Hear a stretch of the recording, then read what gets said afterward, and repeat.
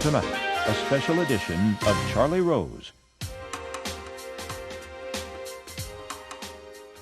The filmmaker who brought us Unforgiven and last year's Mystic River has outdone himself once again with his new film.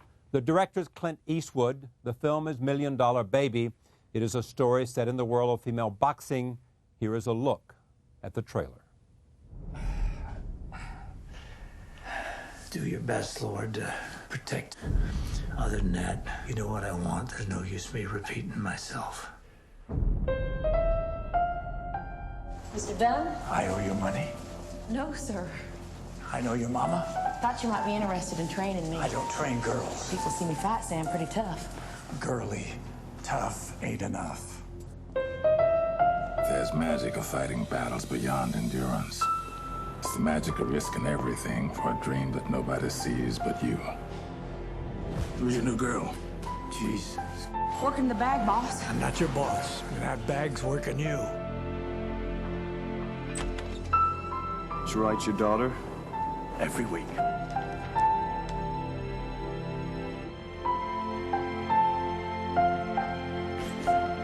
The girl seems to be coming along. Almost like someone's been helping her. I seen you looking at me. Yeah, out of pity. Don't you say that if it ain't true. If I'm too old for this, then I got nothing. If I take you on, I promise I'll work so hard. you don't question me. And I'm gonna try to forget the fact that you're a girl.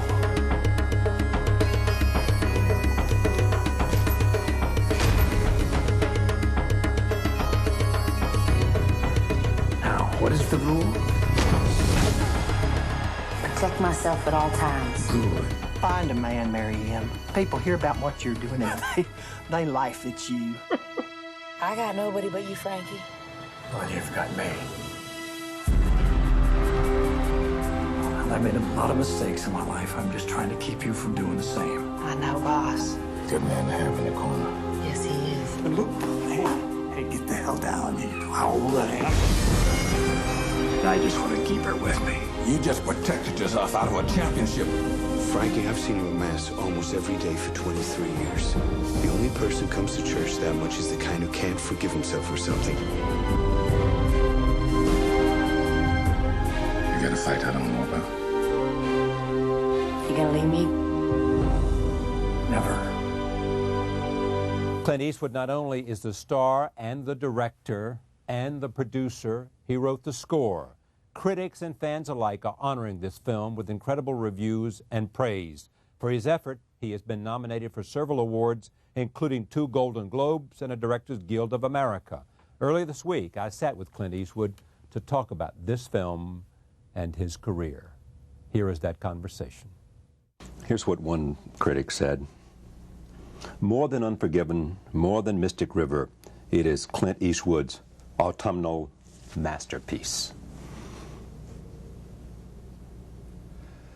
Obviously, a very sensitive, intelligent man. Of great judgment. Of great judgment. Whoever that critic was. No, that's what I don't know what I'd say to that other than I've got. That's very nice. I don't know whether it is those other 2 pictures that you mentioned are pictures that I thought I did as best I could, but this I thought I did as best I could too. So your answer is all shucks. Yeah.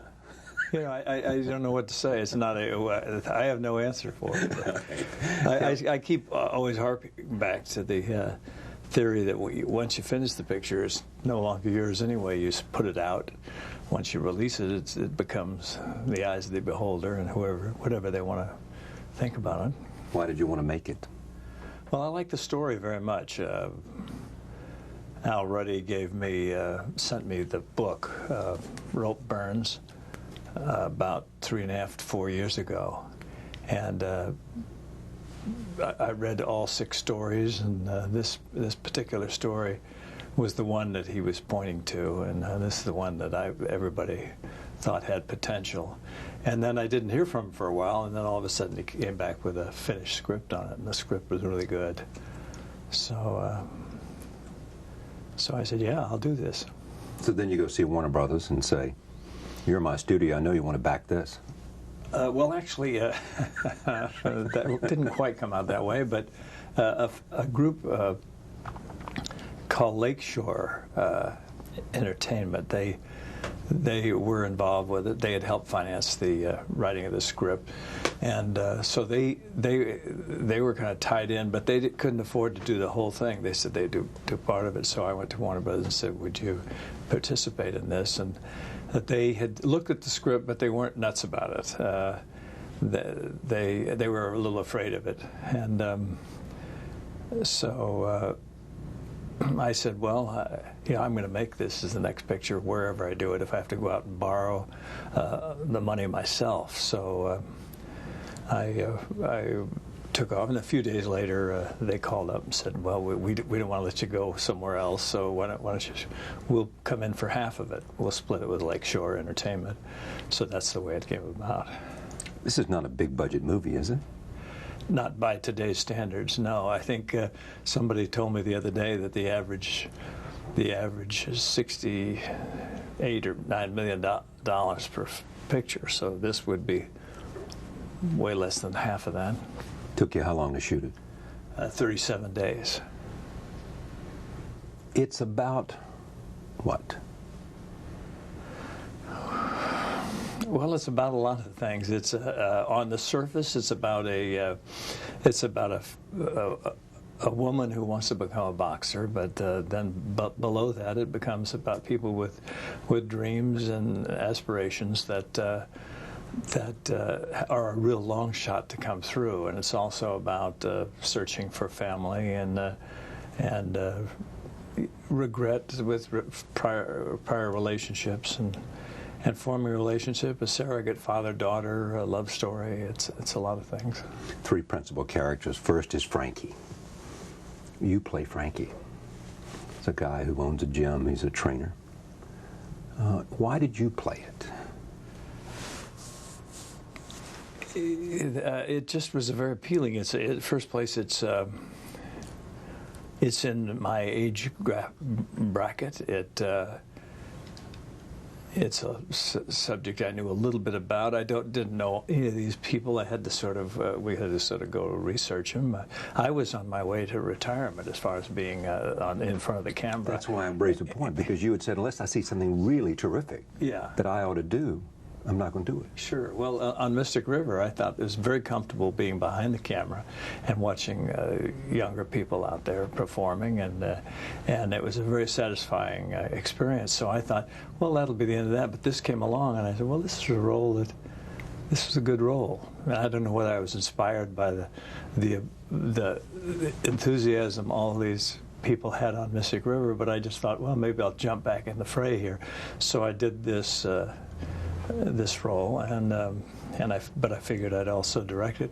It wasn't a hard picture to do technically, but it wasn't hard for this in the sense that I had Morgan Freeman, who was solid as the rock. Worked together before. And we'd worked together once before, and I was always thinking about a project where we could work together again. And then Hilary Swank, who I've always admired but never worked with. Huge demand on her. Physically? Yeah, I think so. I mean, you knew she could act, but you got to figure out whether. I knew that, and there was always a question in my mind as to whether she would be able to really put forth for this kind of thing, or any actress. It's a tremendous job because you have to really dedicate yourself to it. You always hear stories about people training for physical roles, but. They go in and they run around the block and say I'm trained up, but we needed to really bulk her up a little bit, give her a little bit more skeletal muscle, and we also needed to train her boxing and teach her about boxing. And she started on a boxing training here in New York City, and then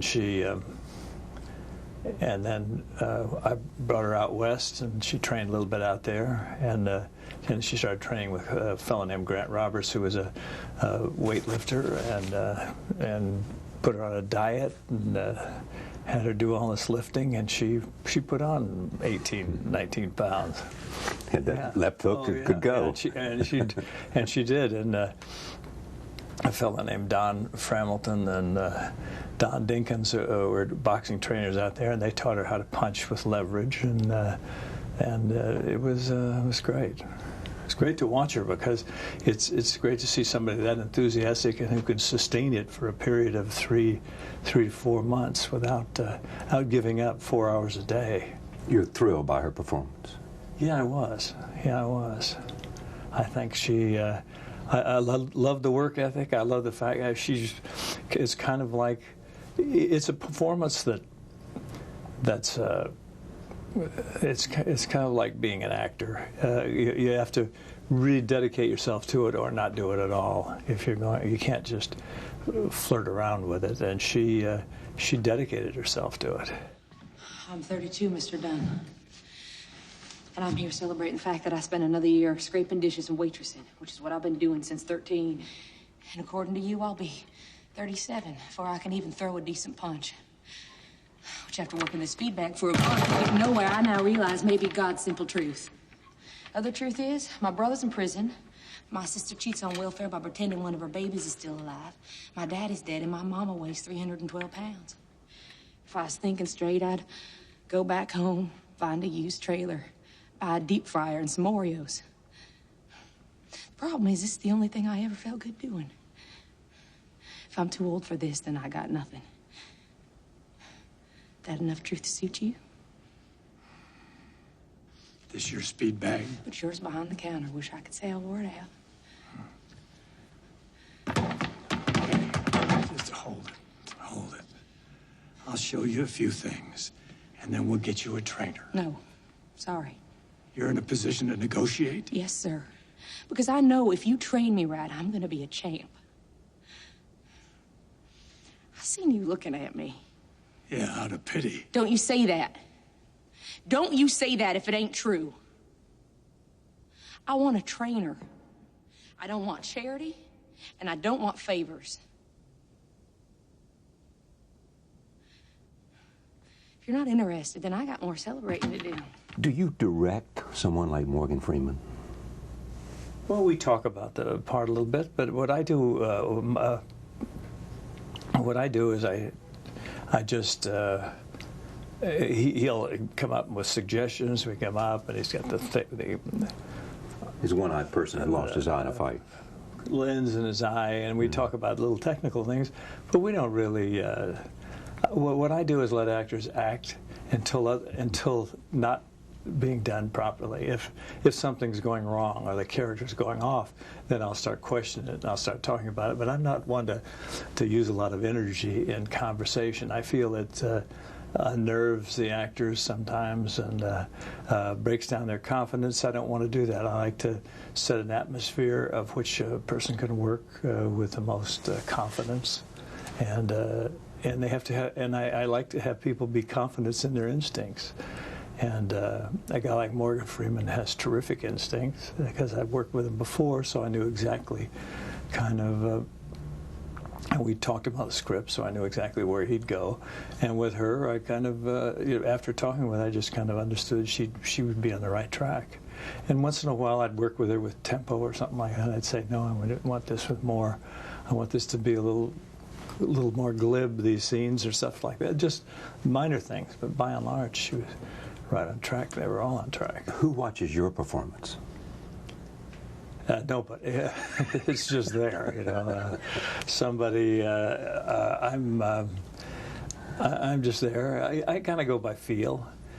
After you've been doing it for a half a century, you kind of get a feel of when you're clicking on all 8 or when you're not. 50 years since you began. 51, actually. 51. I was looking at the Screen Actors Guild card the other night. That's 51 years. That's a long time. Here's what's amazing about you, and I want to talk about it later. They think you're doing your best work, critics. Lots of people today, your very best work. As an actor, as a director, as a filmmaker. Well, I think it's just... And you're 74 years old. You had to remind me. Why not? I mean, why not? As a person ages, you hopefully you gain more maturity about things, you gain a different insight in things, you have more information. It may become a point where you start losing information.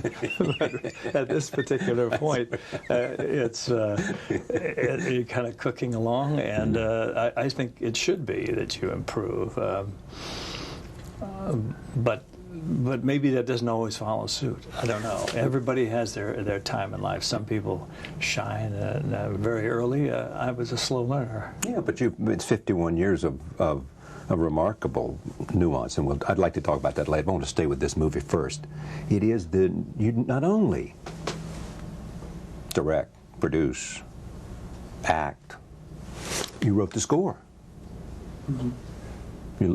Music informs every movie you do.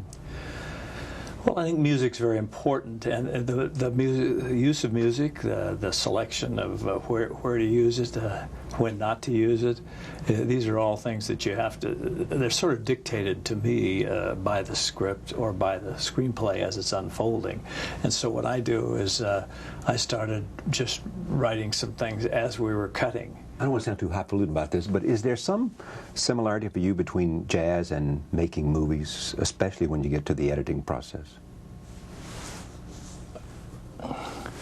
Well, the only parallel I can find there between jazz and making movies would be that there is a certain improvisational, depending on who the director is. I sort of swing free and easy like that, and I add things that I go and make up things. I suppose if I went and started from scratch and made the picture again, the scenes wouldn't be exactly put together the way they are now, because that's how you felt about it at the time. And a month later, people used to get mad at Coleman Hawkins years ago because he didn't play Body and Soul like it was on the record. Well, that was only a one-time deal. He said he never played it the same twice. So that could be a parallel. But I feel there's a structure to the movie, as there's a structure to music. That's what I was thinking about, in a sense of rhythm, and a sense of rising action, falling action, and reaching a crescendo, and then watching it sort of... Exactly. As the structure's very similar, but it's written out in a screenplay, as it could be written out in notes of a song you're playing, but you may interpret it different at different times in your life. I suppose if I went back and made a movie that I made 35, 6 years ago, like Play Misty or something, I'd approach it differently now than I would then. Maybe not as good, but I'd still approach it differently. First movie you directed? Yeah. You would approach it differently simply because, by definition, you've learned and you've grown and you see the world differently and you see the characters differently. Yeah, absolutely. You just you might just see it differently. You just add nuance that you maybe didn't think of the first time, because you don't have the information in your head at that particular time. Plus the fact the first picture was terribly nervous, or a little more tense. The fact that it's the first one you're doing as a director, so it doesn't quite have the confidence that the later films do.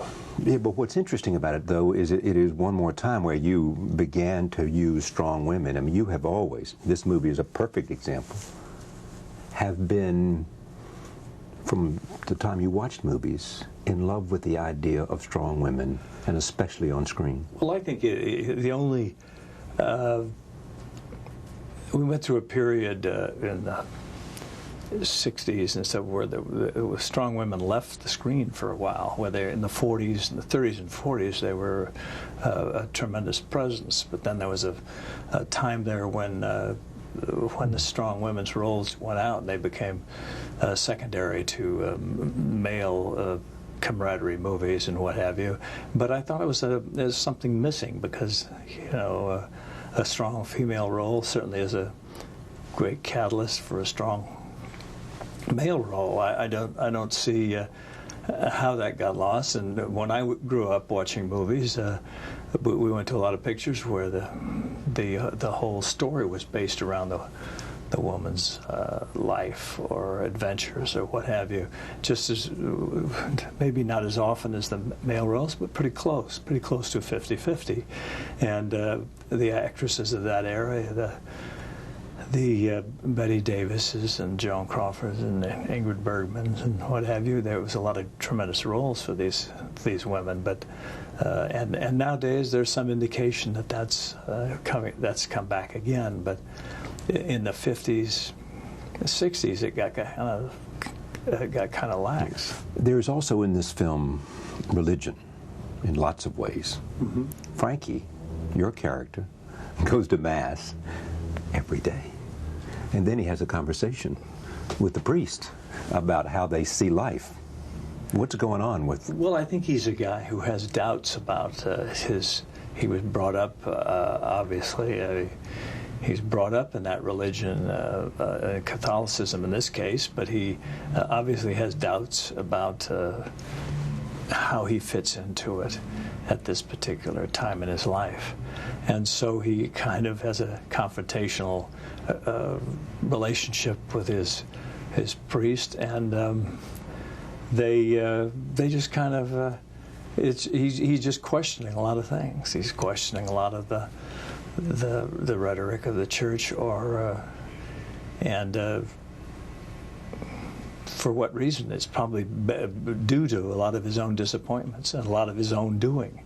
But somehow he has certain questions that are not resolved in his mind, and yet at some point he has to go back and rely on counsel from this priest. So it becomes an interesting dilemma for him, among a tremendous dilemma he's faced with later on. In this movie, not only do you have a score written by you, but you also add a narrative by Morgan. Scrap provides a narrative link. He does, yeah. Wasn't part of the original? Yeah, it was a part of the original screenplay. It was always there. Not necessarily in the short story. In this story, because the story has the narrative written into the description, but this had we brought the narrative out, so play in the open, of which works in some films and sometimes doesn't. But I think it worked here. It works because this is a story of a man who's writing a letter every day, mm-hmm. or every week, to his daughter, and they're all returned. Mm-hmm. And he's late 60s, early 70s, whatever he is. And then he meets this young woman. Is the relationship there, the relationship of father-daughter, or is it something else? Mentor-protege? Is it just somehow an ability to connect with another person, well, I think which comes out of the hunger of the pain of the daughter? Yeah, I'm not. I think he's trying to reestablish the relationship. We don't know in the story. We're never told exactly what the dissension was, whether it was a bad divorce and the mother poisoned the waters, or whether somehow he had some problem with the daughter. We just know that there's been a real break in the relationship. And so we know that he wants to reestablish that relationship, so that there alone sets up the problem. But and obviously she wants no part of that. And who knows, in his younger life, maybe he was off training fighters, never get the attention as a young man, and somehow she just never grew to know him or love him or care about him. But clearly it's a pain for him. Oh, it's a pain for him, and whether it was a pain for him always, or whether it was a pain for him in later years as he looks back and thinks of what he's missed. But he's kind of grown alienated towards any kind of thing other than his friendship with Scrap, Morgan's character. But then eventually, through the charm of this young woman, he finds the daughter that he hasn't had. One critic, David Denby, I think, found this sort of extraordinary. I mean, he thought that one of the best things about this movie was the relationship between Frankie and Scrap. Well, I think it's a good one, because they're both sort of down and out. Scrap is a guy who had his dreams, much like the young girl, and he had his dreams of certain success and never panned out. So he's become sort of his only friend in life is this guy crusty guy who owns this gym. And Scrap is trying to just to have a nice existence. He doesn't care much, doesn't have many demands for anything, and Frankie is his only friend. It's the only person he'll really confide in. What you reading? What's she saying? Wants to know what you're reading. It's Yates. Keep your head back. I want to talk a little Yates to her. Show her what a treat that is. When the hell are they gonna get to her? I'm okay, Frankie. What did you learn tonight? Always protect myself. What's the rule? Always protect myself. Margaret Fitzgerald? Here.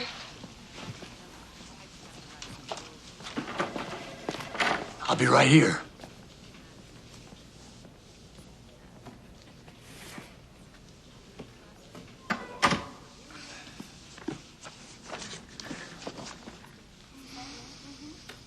How you doing? Me? Yeah, you. I'm not the one who's hurt.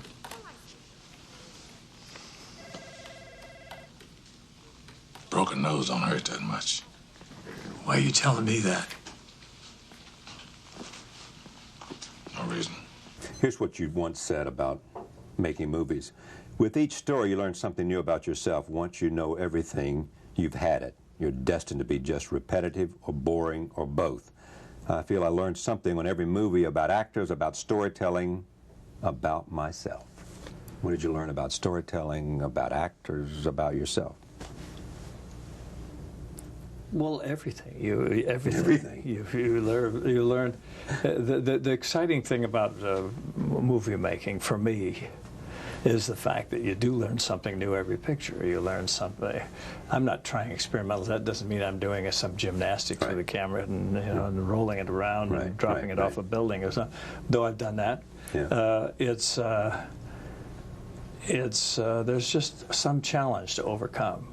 And that challenge in this particular thing was just to play the character, to play all the various elements of the character, and to have the other actors get all of the elements of their character in there. And it's always fun to watch it unfold. When you have it on a piece of paper and you say, okay, this is it. And then when they come in and say it, that's what, well, a lot of times people joke all the time because I come in and say, let's just start shooting.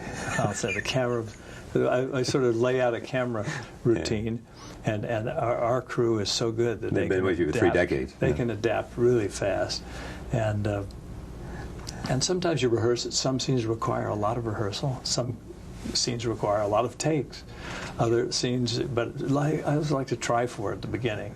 Psychologically, it makes everybody feel like they're on key. They're part of an act that's going on. The fact that you're trying for it, they know you're not just kind of, well, we'll do 5 or 10 of these things and see if one of them puts us on the road. I don't do that. I do that so that everybody knows we're trying for it. You want their best effort and the most real effort the first time out. Yeah, just to see what happens. And if it doesn't go anywhere, the worst you can do is do it again. But rather than to rehearse, then do it again and again and again, doesn't appeal to me so much. So, but what I enjoy, I think, is the unfolding that first time, because an actor's always trying to make the dialogue that they say sound like it's the very first time it's ever spoken, and sometimes the very first time it's ever spoken is quite interesting, and should be the best. Yeah, not always, but there's no rule on it, but it's worth taking a try. The worst thing in the world, and I've had this happen, is when you do a rehearsal, and I've seen it over the years, where everything just works perfect. And you go, okay, now let's roll one of these, and nothing works. And you just sit there, and it just burns, and it gets down and down, and it loses its tempo, and it loses its enthusiasm, and everybody gets frustrated with it. So I like to make sure that we're at least trying to grab some of that film while it's happening.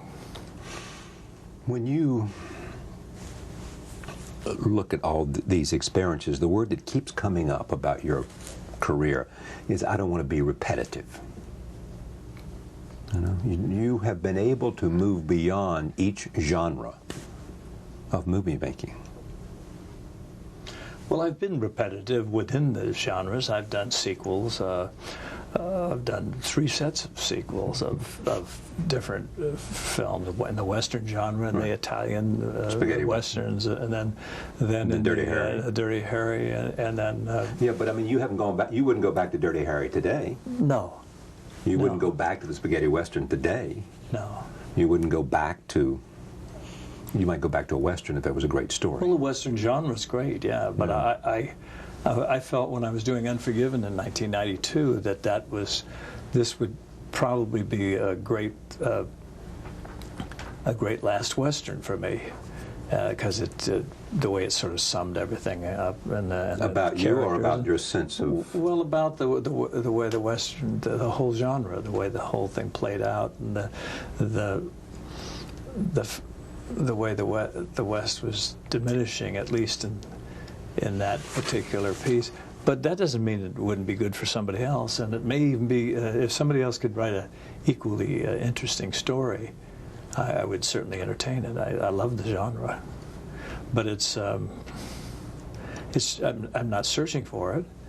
If it happens, it happens, but I wasn't searching for it when that came along, and I wasn't searching for a female boxing picture. Yeah, but are you searching for anything? No, I'm just good stories whenever they come. If you just read enough, or something comes along, you kind of sometimes it falls into place. It's a luck of the draw. It's kind of a crapshoot sometimes, and you can't plan the next picture I'm going to do is going to be the story of a guy who is a pharmacist who goes insane. You can't do that because there's no a pharmacist who goes insane. Yeah, I mean, they would now with all the imported drugs from Canada and stuff like that, and everything went bad. But there's all kinds of stories out there, but you never know which it is. And one of these days, somebody's going to throw another story. I mean, it's totally different than anything I've ever done, and I'll probably do the same thing. I'll jump up and down and say, yeah, let me try this. It makes you excited to go outside the box. Right. It does. I mean, it really does drive you to find what you have. There is, it seems, this sense of wanting to be tested. Well, I don't think I'd be making films now if I was just doing repetitive. If I just stayed in like you mentioned, doing a Dirty Harry 10 or something, there'd be no reason to. There'd be no reason to do that again. I've had people suggest it. They suggest it all the time. But what am I going to do? You know, play a retiree. Dirty Harry's driving along with a little fifth-wheel trailer behind his car and an AARP sticker on the side of it, and all of a sudden you get him out of retirement, and he comes back and he's got a cannon the size of a howitzer or something. Of course, he would be 104 now. Yeah, exactly. Exactly. So you don't, I mean, not for me. Not for me. I guess if somebody might think that would be fun, maybe 1 or 2 people, but not many. You have said that you're on the back nine. Playing the back nine of life. Yes. Sure. So when you think about that, I mean, do you think Mystic River was last year? This year it's $1 Million Baby.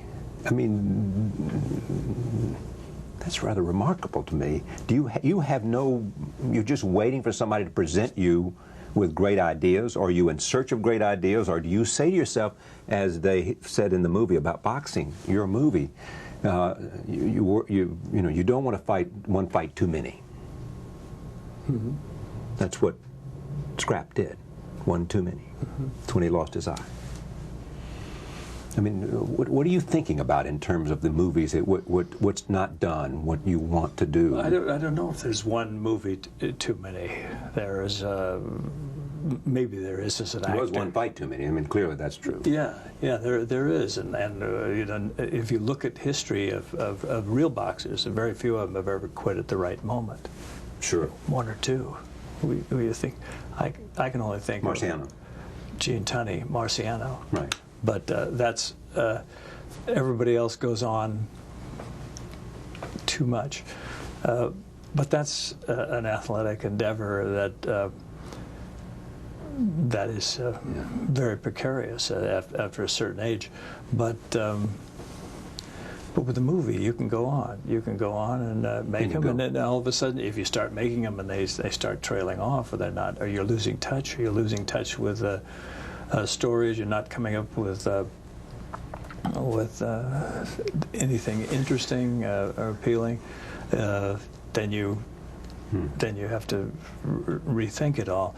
And I'm making movies for adults. I'm not making program movies right now. I'm not making a movie for 13 to 15-year-old audience. I feel that there's too much of that going on. I think I grew up with a wide variety of movies out there. I'd like to see that again.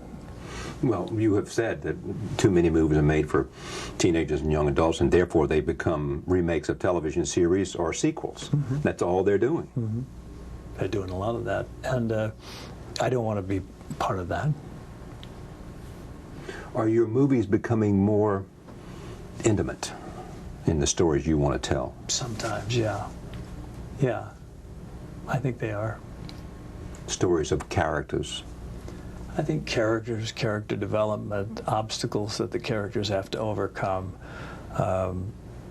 It's always been there in the history of writing and literature. There's always been great characters to play, but we're in a period now where everybody does, like you were saying, the sequels or the and I've done that, been there, done that. You've been there, done a lot of things. Yeah, don't remind me. But anyway, well, here's the thing about you. I don't think you have regrets. Do you? Well, I think everyone has a certain regret, but you don't dwell on them. You say there's a lot of things. Let me put it this way: there's a lot of things you say. If you were doing then with the knowledge you have now, we all have that. Of course, I know. So you maybe handle things differently. But for the most part, I've been lucky and moving along. And but you've made your own luck. You have made conscious decisions to grow, conscious decisions to test yourself, conscious decisions to explore comedy, to explore a whole range of things. A conscious decision early on that you wanted control. Well, they're conscious decisions, but there's luck plays a part in it. You have to get the material has to come across you. You have to maybe to have the instincts to grab onto it when it floats by you. You don't let it float on down the river. You have to grab it. Seize the moment. Yeah, seize the moment.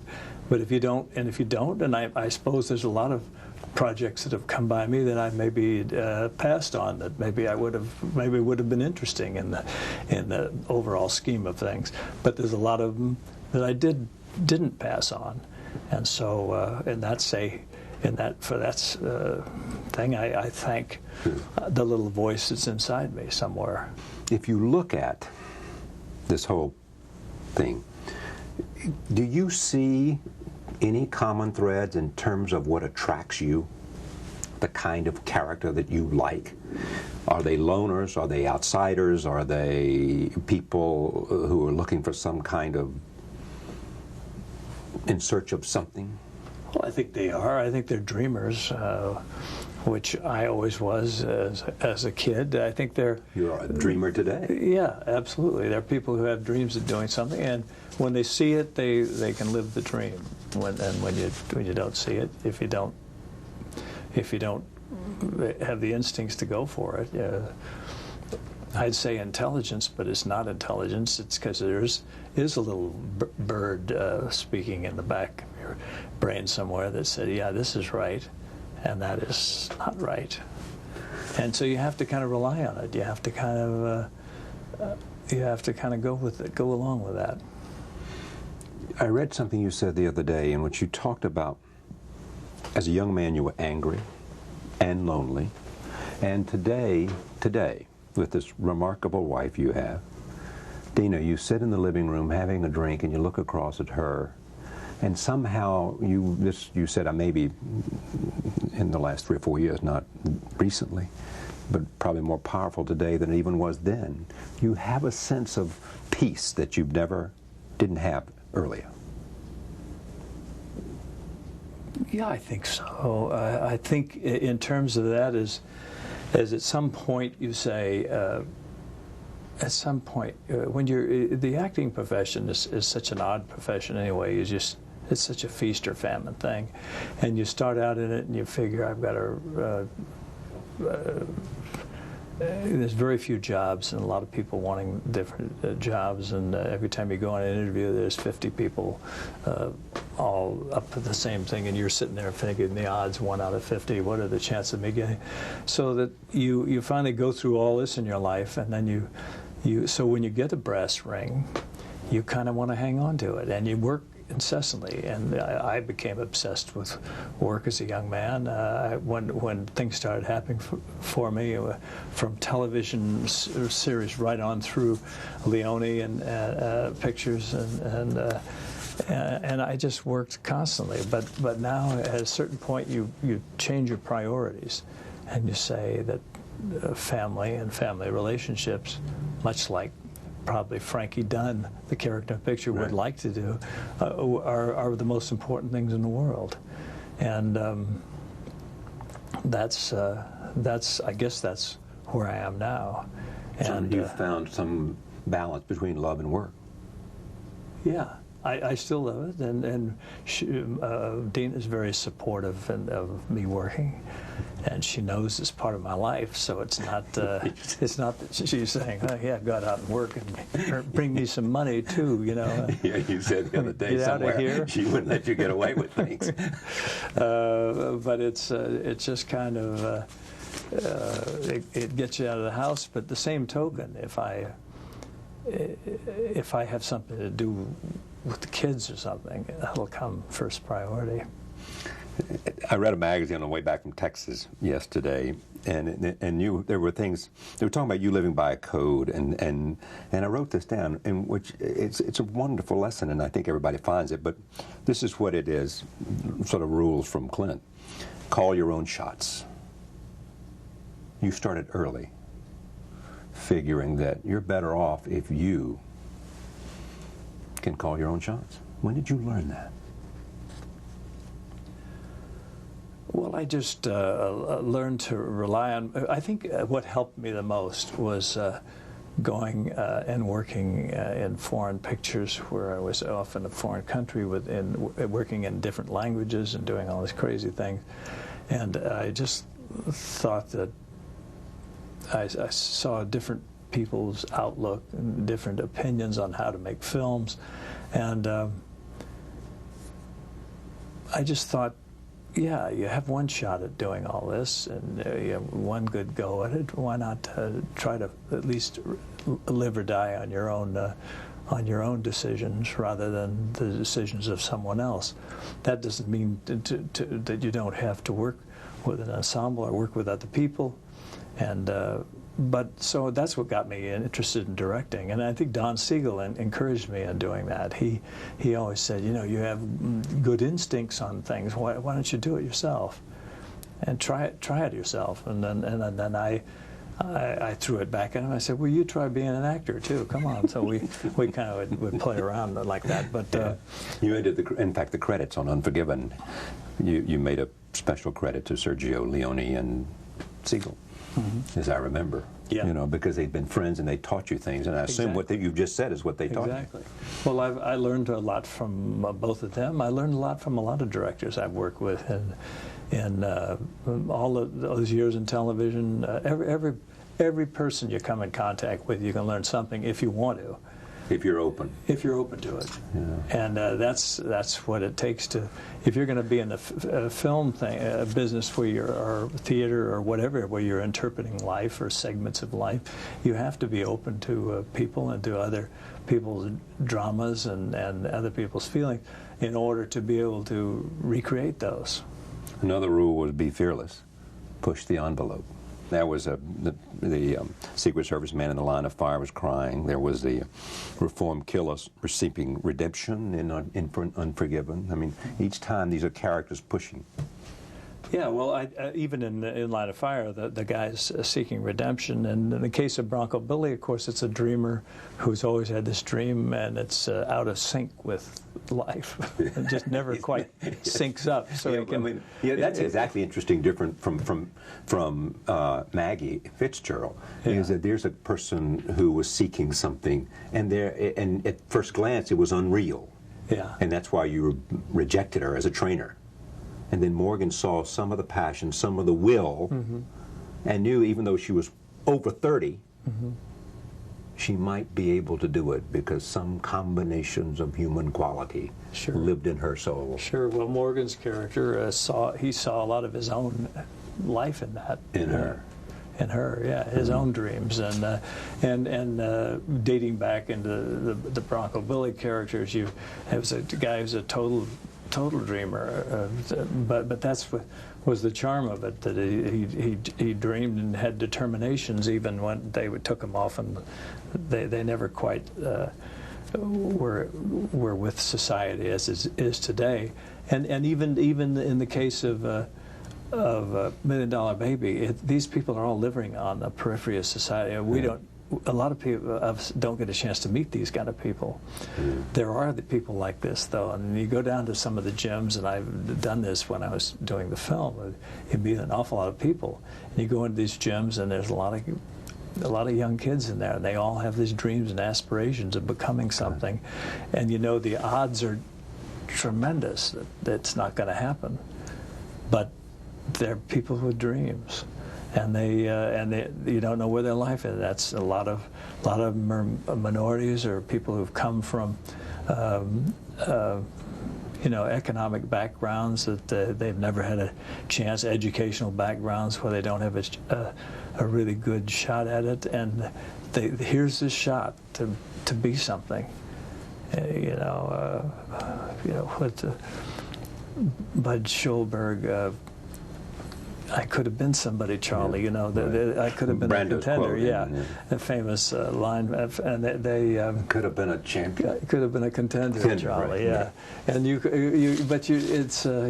somebody wanted to be somebody and lost it, and that's the way it is. That's all there today. It's all out there. There are people like that. We just, unless you go looking for them, you don't find them. You don't see them. I'm going to move through these because I think they're fascinating. Keep moving, that you've talked about that. The audience are hearing these words for the first time. Keep moving. Love your job, which you clearly, none of this would have been possible if you didn't love the work. Oh, yeah, you have to. If you don't love the work, there's no sense in doing it, and it shows, and the people won't respond to you. Speak softly. You tell an amazing story that you went to see Gerald Ford, and you noticed that the Secret Service people whispering into their ears or were always quiet, speaking so calmly and softly, and you somehow believe that maybe that's the way it ought to be on a set. Absolutely. I could never believe these sets where they're always ringing bells before every shot. They'd have, on sound stages, they still do it at studios. They ring the bells, assistant director gets out there and yells, "Quiet, shut up, everyone," and everybody's all on edge like this. And I'm sitting there at some White House dinner years ago, and these guys are going, and I thought, how the hell can they do this? We have all this modern equipment. We're in the business with modern equipment and sound equipment. Why can't we? So we did it, and we actually shut down these things. We have radios that go off. You've heard it. You even hear it now with police officers on the street. Sometimes you hear their radios going off and everybody directing traffic. You don't hear anything on the set. They can actually talk while the scenes are going if necessary, but they don't. I mean, an assistant director may say, "We're shooting now, so don't move, don't talk." Let's cut back to golf, and the more tension there is because the less well your strength, the less well your rhythm would be, less well your sense of. Yeah, absolutely. You keep it quiet. You keep it.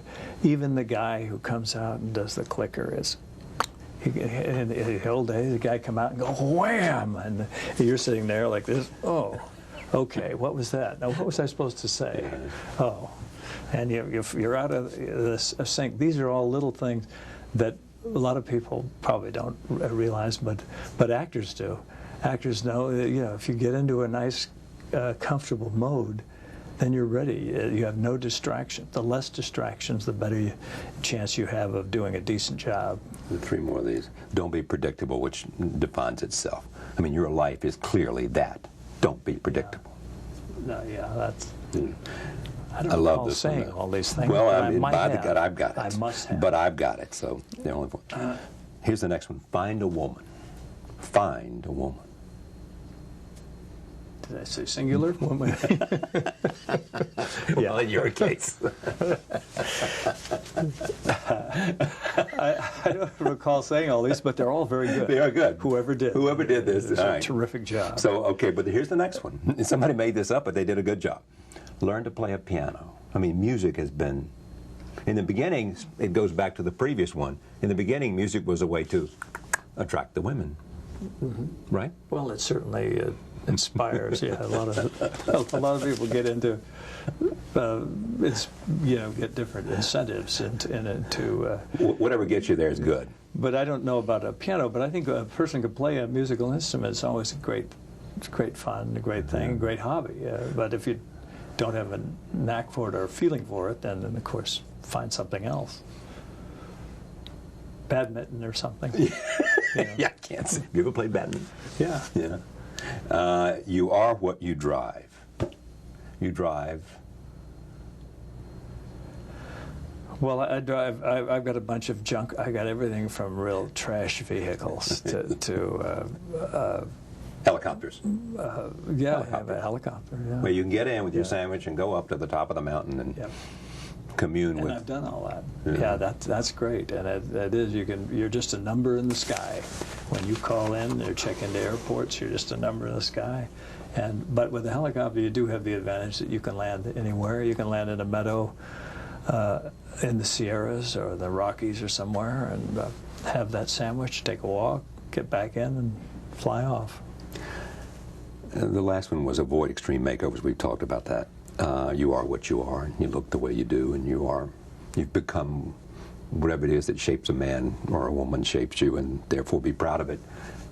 This is an extraordinary movie, and for you to do all that you do in this movie is a remarkable achievement, and I don't know anybody who is not deeply, deeply moved by the ending and what you have put together. So thank you very much for sharing this hour with me. Thank you, Charlie. Thank you. I'm glad I'm very happy you enjoyed it.